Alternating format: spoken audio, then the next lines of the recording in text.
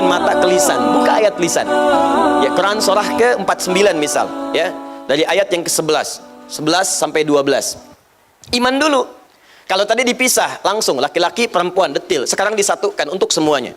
Kalau Anda ingin menggabungkan keduanya, maka gunakan huruf alladzina. Alladzina disebutkan 1080 kali dalam Al-Qur'an. Ya, alladzina ismun mausulun yadullu 'ala al-'ammiyatil jama'. Ya, isim mausul konjungsi huruf yang menunjuk pada objek keseluruhan tanpa kecuali, nggak ada batas, laki-laki, perempuan, besar, kecil, tua, muda. Makanya kalau sudah ada alladzina, sudah mencakup laki-laki dan perempuan. Ya ayyuhalladzina amanu, hai orang-orang yang telah merasa punya iman, semua laki-laki, perempuan, tua, muda, besar, kecil, kaya, cukup, semua. Disebutkan 68 kali dalam Al-Quran kalimat ini. Ya, saya panggil kalian, baik kalian sedang dekat denganku, sedang menengah, sedang jauh. Harfun nida lil qarib mutawassit wal ba'id, memanggil semua jarak. Ayyuha, ya disebutkan 361 kali dalam Al-Qur'an. Ayyuha, saya tegaskan, ayyunya munada, haknya tanbih. Saya ingatkan, ayyuha disebutkan 150 kali dalam Al-Qur'an. Kata Allah, ya ayyuhalladzina amanu. Demikian cara menerjemahkannya. Hei orang-orang yang telah merasa punya iman, saya enggak peduli kalian sedang dekat dari saya, menengah jaraknya ataupun sedang jauh dari saya. Sepanjang ada iman dalam dirimu, aku peringatkan. Ha tanbih, aku peringatkan. La yaskhar qaumun min qaum. Jangan gunakan lisanmu untuk mencela orang lain. Jangan saling mencela, kata Allah, pada yang tidak layak untuk dicela. Jangan mencela. Jangan sibuk seketika gitu. Di iman kita itu akan menjaga kita dari perbuatan tercela, termasuk mencela sesuatu yang memang tidak harus dicela.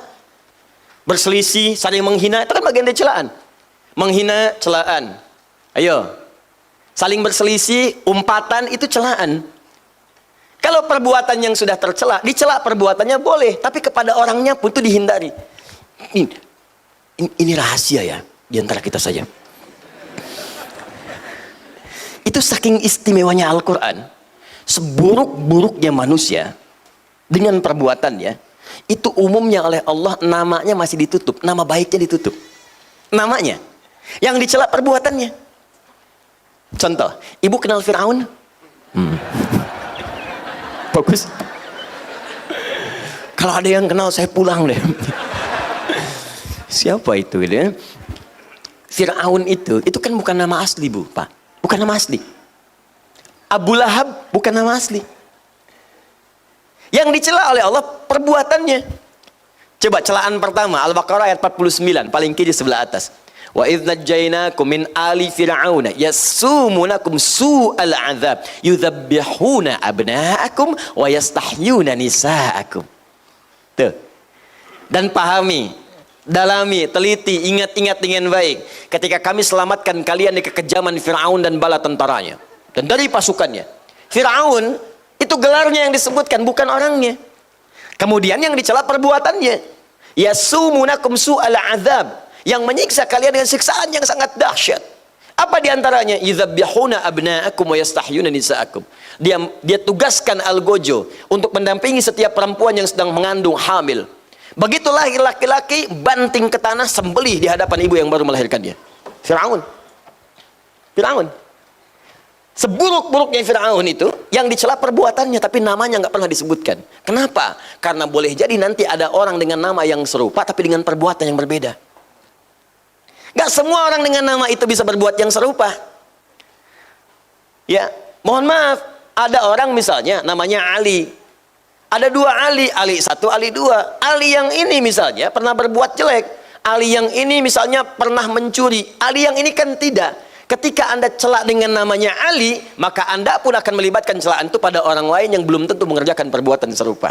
Itu indahnya Al-Quran. Jadi kalau ada orang berbuat salah, jangan orang yang dieksploitasi, tapi perbuatannya yang diperbaiki. Makanya dalam hukum positif pun termasuk di Indonesia, kalau ada orang berbuat salah, pasti yang disebutkan inisialnya. Tersangka AM. Tuh. Ya, jarang kan menyebutkan nama orangnya? Ya, tersangka UMR. Ya kan? Tersangka misalnya HSI. Tersangka APB. Selalu inisialnya. Karena boleh jadi ketika disebutkan namanya, orang lain nanti akan teriak, oh nama saya itu. Jangan-jangan saya tersangka. Tidak. Paham ya? Jelas ya?